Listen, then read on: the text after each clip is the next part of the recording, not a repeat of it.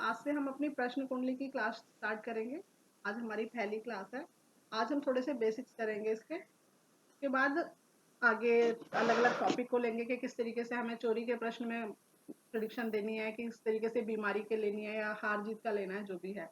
आज जो हम प्रश्न करेंगे वो हार-जीत को लेकर है, क्योंकि कल सर ने क्वेश्चन किया था कि अगर हमें ये देखना है कि अभी जो इलेक्शन होने वाले हैं इसमें कौन जीतेगा, तो हम इसको किस तरीके से स्टडी करेंगे और फिर देखेंगे बाद में जब रिजल्ट आएगा कि कितनी हमारी प्रेडिक्शन सही आती है नहीं आती। ठीक है, तो सबसे पहला तो ये है प्रश्न कुंडली का बेसिक नियम कि हमारा क्वेश्चन क्लियर होना चाहिए कि हम क्वेश्चन क्या कर रहे हैं, क्योंकि कई बार क्वेश्चन ही क्लियर नहीं होता तो हम आंसर ही नहीं समझ पाते कि हमें उसको समझना कैसे है।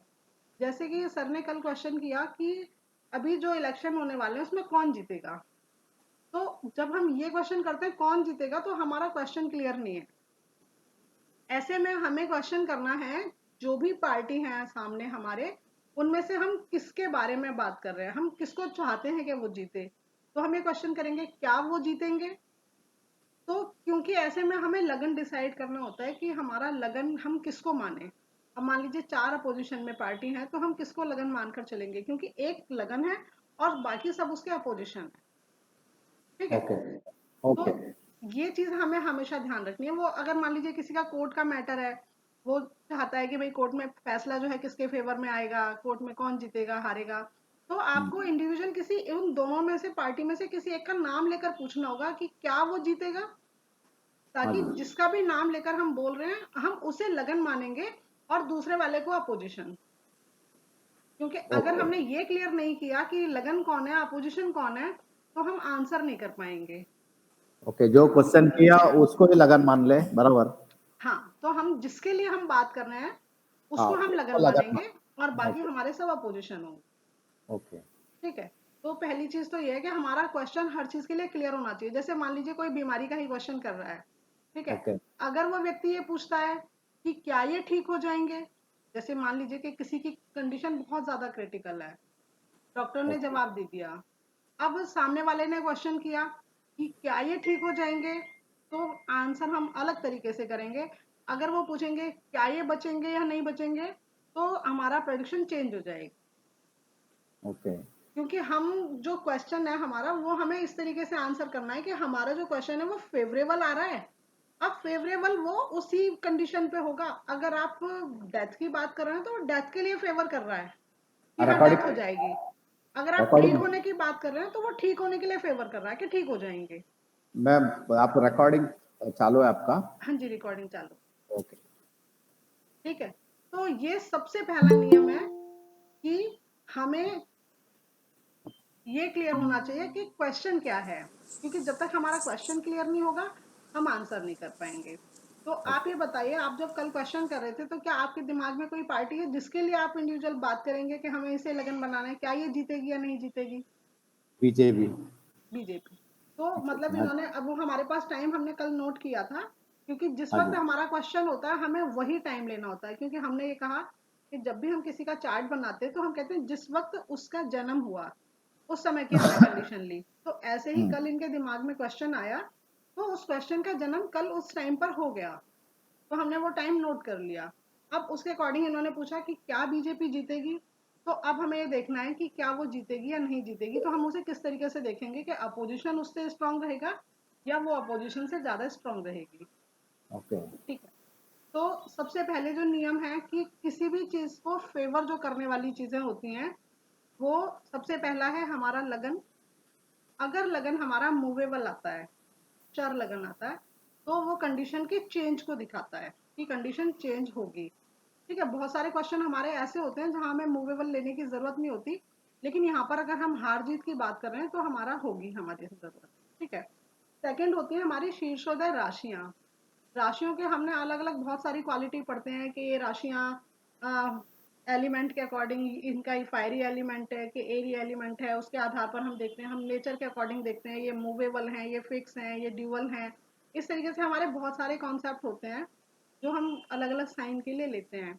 उसमें एक कॉन्सेप्ट होता है कि ये कुछ राशियां जो है शीर्षोदय हैं और कुछ राशियां पृष्ठोदय हैं, जिनमें एक राशि हमारी उभयोदय होती है। ठीक है, शीर्षोदय मतलब सामने से उगने वाली, पृष्ठोदय मतलब पीठ के बल उठने वाली।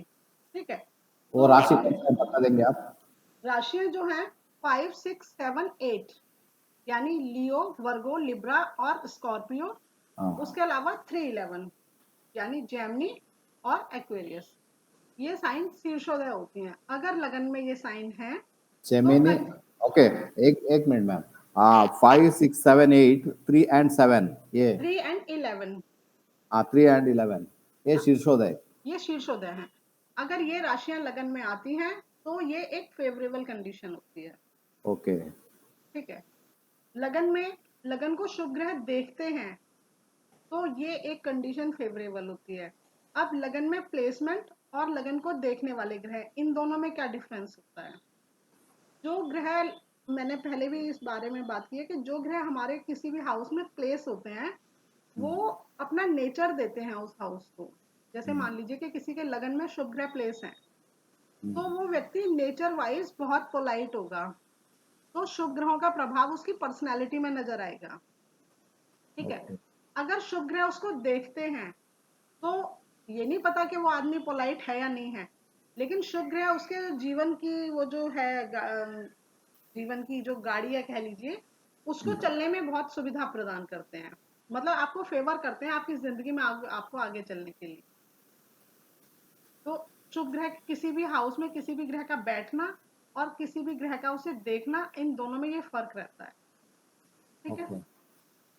तो कहने का मतलब है अगर हम कुछ इस तरह का क्वेश्चन करते हैं जिसमें हम ये कह रहे हैं कि इसमें से कौन जीतेगा या कौन हारेगा, ठीक है, तो हम ये कह रहे हैं कि जिस हाउस में शुभ ग्रह बैठा होगा वो कहीं ना कहीं उस व्यक्ति का, उसके व्यक्ति के नेचर को पोलाइट कर देगा। पोलाइट का मतलब क्या होता है कि उस व्यक्ति के अंदर हार जीत का जुनून खत्म हो जाता है। क्रूर प्लैनेट आपको जीत का जुनून देते हैं। हाँ हाँ। ठीक है। और अगर कोई ग्रह देखते हैं, अगर शुभ ग्रह देखते हैं तो वो आपके रास्ते को आसान कर देते हैं, और क्रूर ग्रह देखते हैं तो वो आपके रास्ते को मुश्किल कर देते हैं। ओके। ठीक है। ये डिफरेंस आपको समझना होगा इस तरीके से।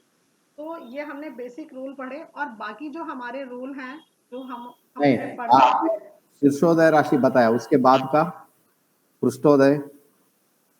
बाकी जो मीन राशि है पाइसेस वो अभ्योदय है, बाकी सारी पृष्ठोदय है। मीन राशि। मीन राशि उभयोदय, वो दोनों तरफ चलती है, मतलब हाँ, दोनों में मानी जाती है, दोनों साइड मानी जाती है। कहते हैं ना जो दोनों साइड ऐसे मछलियां घूम के, उनका जो साइन होता है उससे हम देखते हैं कि दोनों ही साइड उनका मुंह नजर आता है। या मछली के हम शेप देखेंगे तो लेफ्ट और राइट वो दोनों देखती हैं, है ना, दोनों साइड उनकी आंख रहती है, एकदम सामने नहीं होती ना, इस तरीके ओके। से।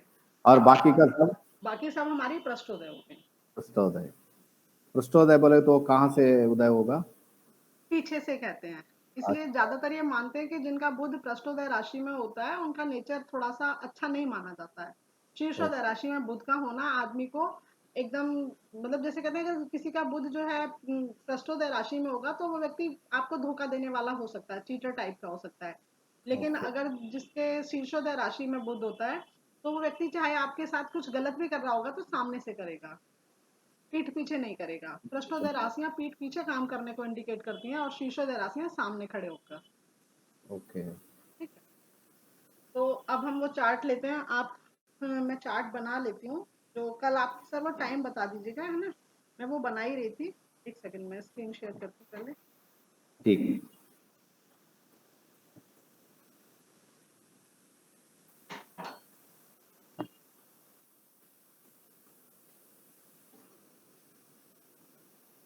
हाँ, ये कल कल की डेट थी 9/5/24। टाइम क्या था? 9 बजकर 1 मिनट, जस्ट वेट। 9:05 ओके, था मेरे ख्याल नौ से ना। बजकर 6 मिनट 6 मिनट। हाँ जी।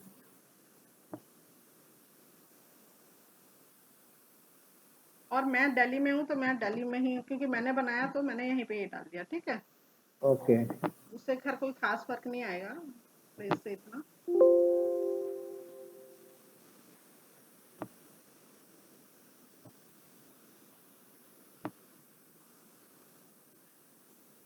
ठीक है। ये चार्ट बना। ठीक है। उस प्रश्न के लिए जिसने इन्होंने प्रश्न किया कि क्या इस बार के इलेक्शन में बीजेपी जीतेगी, तो हमने क्या कहा कि जिस भी पार्टी का हमने नाम लिया, जिस भी दो लोग जिनके बीच में भी आपस में लड़ाई है, जो भी झगड़ा है, उसके लिए जिसका नाम लेकर हम बात कर रहे हैं वो लगन है, और उसका जो अपोजिशन है वो 7th हाउस है। ठीक है, अच्छा तो पहले तो हमें ये देखना है कि लगन के अकॉर्डिंग अगर हम देखें तो क्या ये पावरफुल है। फिर हम 7th हाउस को लगन बनाकर उसको स्टडी करेंगे कि क्या वो पावरफुल है। हमें देखना है दोनों में से कौन पावरफुल है। ठीक है, सबसे पहले हम इसी चार्ट को स्टडी करते हैं इनके उसको। अगर हम कंपटीशन की बात करते हैं, देखिए कहते हैं लग्नेश का 6 हाउस में जाना अच्छी बात नहीं होती, 6 8 12 में जाना, जैसे हम बोलते हैं कि 6 8 12 में अच्छा नहीं होता है ना, एक हमारा बेसिक रूल है जो कि हम कुंडली स्टडी करते हैं उसमें भी हम इस चीज को बोलते हैं। लेकिन 6 हाउस में लग्नेश का जाना अच्छी बात नहीं होती, वो उस कंडीशन में है जब हम चाहते हैं कि हमारा लग्नेश परेशान ना हो। लेकिन अगर वो किसी कंपटीशन में है, किसी लड़ाई झगड़े में है, तो उसका छठे घर में जाना बहुत अच्छी बात होती है, क्योंकि छठा घर हमारी लाइफ का स्ट्रगल होता है।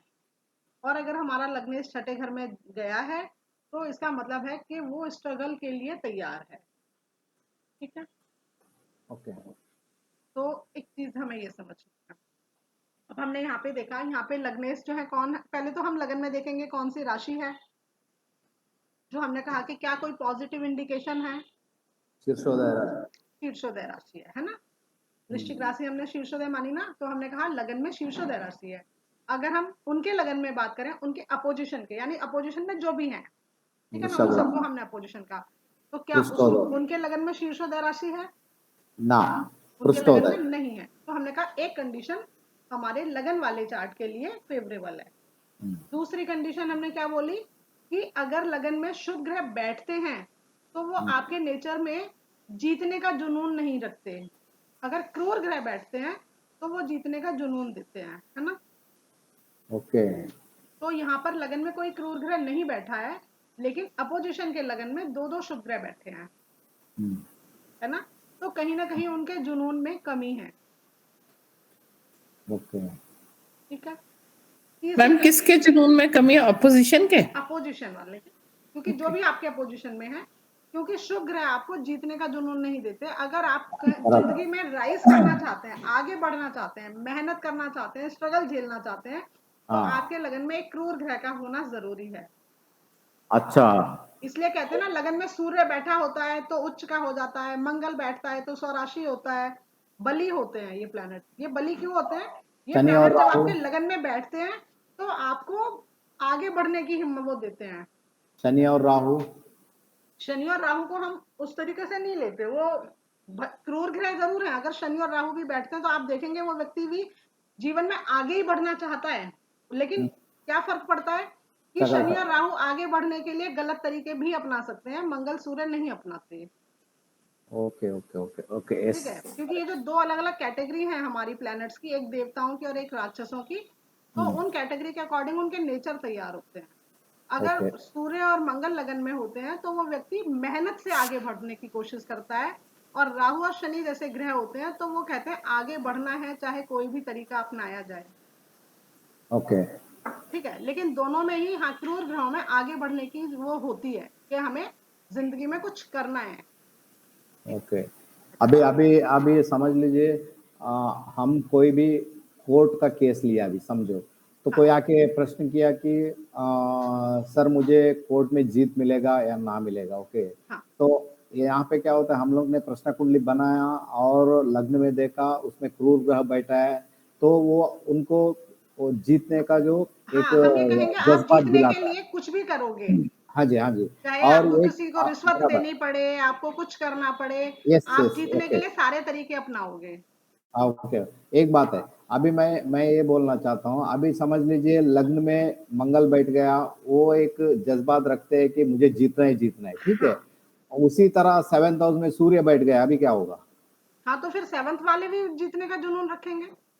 रखेंगे ना, अभी इसमें जीत किसका होगा वो कैसे देखेंगे? अच्छा, एक जगह मंगल बैठा और एक जगह सूर्य बैठा है।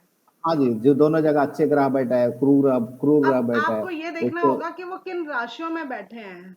तो अच्छा, किसके उनका लगन बला में बल क्या कौन है? सा प्लैनेट स्ट्रांग होके बैठा है, कौन सा प्लैनेट वीक होके बैठा है। ये बात सही है। यानी कि 7th हाउस में अब मान लीजिए अगर सूर्य मेष का, लगन है, अगर मान लीजिए हाँ मेष लगन है, लगन में मंगल बैठा है तो स्वराशि का बैठा है और 7th हाउस में सूर्य नीच का बैठा है। हाँ, ऐसा भी 7th हाउस में सूर्य नीच का ही हो जाएगा ना, तो आगे वाला पार्टी वीक ही हो जाएगा। तो हमें उस प्लैनेट की स्ट्रेंथ देखनी है कि कौन सा प्लैनेट, जुनून तो चलो हमने कहा दोनों में है कि जीतना है, ठीक लेकिन है, जीतने की बराबर। हिम्मत किस में है, तो हमें प्लैनेट को हाँ, देखना पड़ेगा ना। ओके। जो प्लैनेट स्ट्रांग हो रहा होगा वो जीत जाएगा। मान लीजिए दो लोग हैं, दो पहलवान हैं, लड़ रहे हैं आपस में, हाँ तो जी मैम, दोनों एक में मिनट। जुनून है, मैम, एक लेकिन मिनट। जो, हेलो। आप म्यूट हो जाइए, है ना। तो जिसमें हिम्मत है, जो ज्यादा स्ट्रांग है वो जीत जाएगा। मैम एक में सूर्य आ जाए, एक में राहु आ जाए, तो हम क्या कहेंगे फिर? अगर हम इस तरह के क्वेश्चंस के आंसर यहाँ करते रहेंगे, हम अपना टॉपिक खत्म नहीं कर पाएंगे। ठीक है। ठीक है, ये सारे क्वेश्चन आप लास्ट में कीजिएगा। अभी हम जिसकी बात कर रहे हैं, पहले हम उस टॉपिक को खत्म कर रहे हैं। ठीक है मैम, कर लीजिए। तो हमने कहा पहला हमने बोला कि किसके लगन में शीर्षोदय राशि है। हमने कहा यहाँ फर्स्ट जो है उनके लगन में शीर्षोदय राशि है, अपोजिशन के नहीं है। दूसरा हमने बोला कि किसके उसमें शुभ ग्रह बैठा है, तो हमने कहा कि लगन में नहीं बैठा है, अपोजिशन के लगन में बैठा है। ठीक है। थर्ड हमने बोला किसको शुभ ग्रह देखता है। ठीक है। तो भी हमने कहा कि लगन को शुभ ग्रह देखते हैं दो दो, लेकिन अपोजिशन के लगन को कोई भी शुभ ग्रह यहाँ नहीं देखता है। ठीक है। अब हमने कहा यहाँ पे लगन को एक सैटर्न भी देखते हैं, जो कि शुभ ग्रह नहीं है, क्रूर ग्रह है। ठीक है ना, क्योंकि हम ये कह रहे हैं कि शुभ ग्रह जब देखते हैं तो आपके रास्ते आसान करते हैं, और क्रूर ग्रह देखते हैं तो रास्ते में रुकावटें पैदा करते हैं। तो यहाँ पर दो दो शुभ ग्रह देख रहे हैं, हम कह रहे हैं कि रास्ते आसान होंगे, लेकिन एक अशुभ ग्रह भी देख रहा है, तो हम कह रहे हैं दिक्कतें भी होंगी, इतना आसान भी नहीं होगा। ठीक है, ये हमारा मोटा सा नियम रहा। अब हमें इनके चार्ट को स्टडी करना है, लग्नेश की स्थिति कैसी है, क्योंकि जब भी हम कहीं जीत हार की बात करते हैं तो हमें क्या क्या चीज देखनी है। हमें हमारा भाग्य देखना है, हमें हमारे गेम्स देखने हैं, और हमें हमारी खुद की कंडीशन देखनी है। यानी सबसे इंपॉर्टेंट जो 3 घर होंगे वो होगा हमारा लगन, हमारा 9th हाउस और हमारा 11th हाउस। जिनके 9th हाउस, 11th हाउस और फर्स्ट हाउस जितने ज्यादा स्ट्रांग होंगे, उनके उतने ज्यादा जीतने के चांसेस बढ़ जाएंगे। ठीक है, जितना इनका आपस में कनेक्शन होगा। अब हमने देखा यहाँ पे लग्नेश जो है वो कहाँ गए हैं,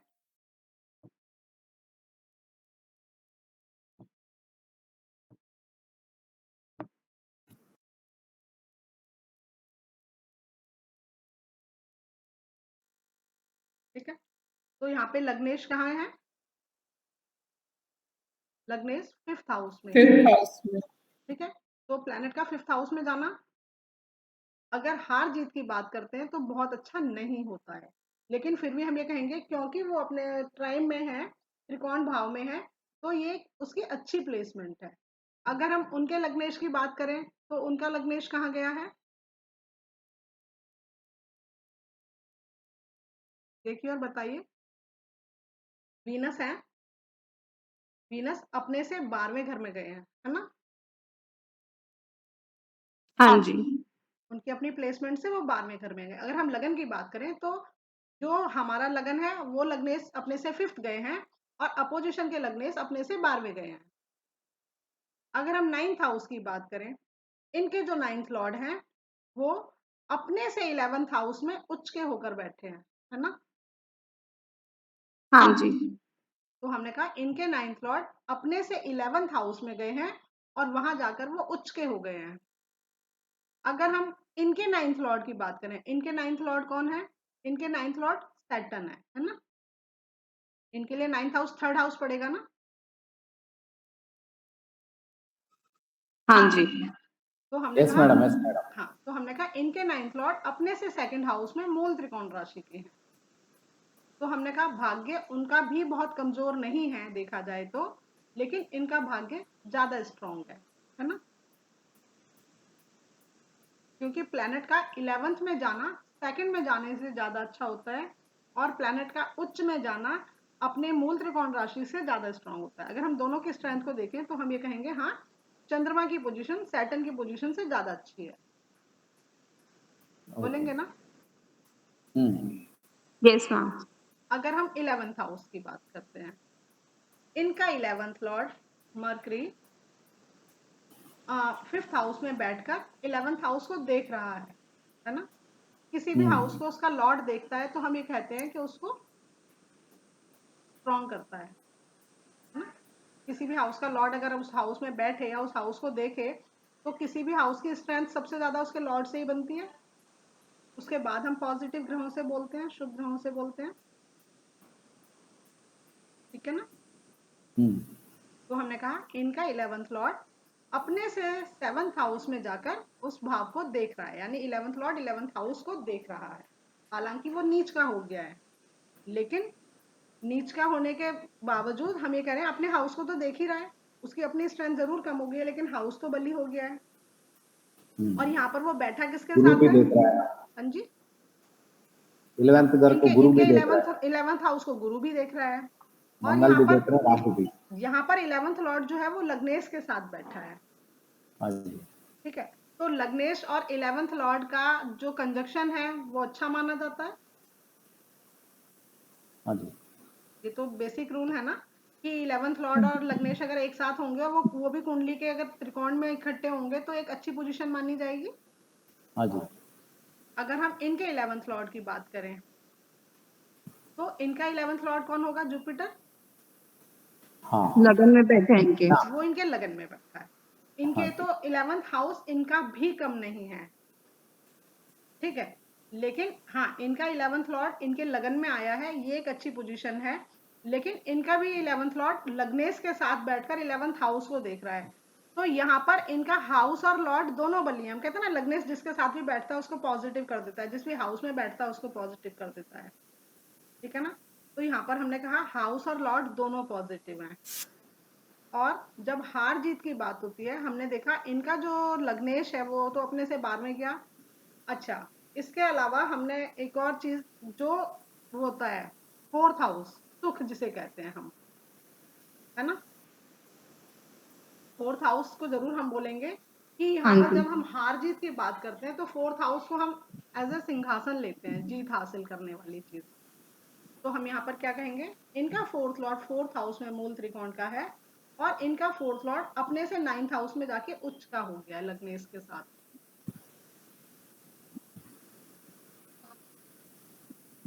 ठीक है। बहुत अच्छी सिचुएशन है। ये अच्छी सिचुएशन है। तो उनके लिए भी मतलब कहने का मतलब है कि दोनों के लिए हार जीत बहुत ऐसा नहीं है कि सामने वाला बहुत ही कमजोर होगा और एक ही जैसे होता है ना, एक ही के जीतने के पूरे चांस हैं। तो यहाँ पर हम ये मानकर चलेंगे कि टक्कर जो है बहुत कांटे की रहेगी, मतलब जो हार जीत है बहुत ज्यादा डिफरेंस से नहीं होगी, क्योंकि हम इसके अंदर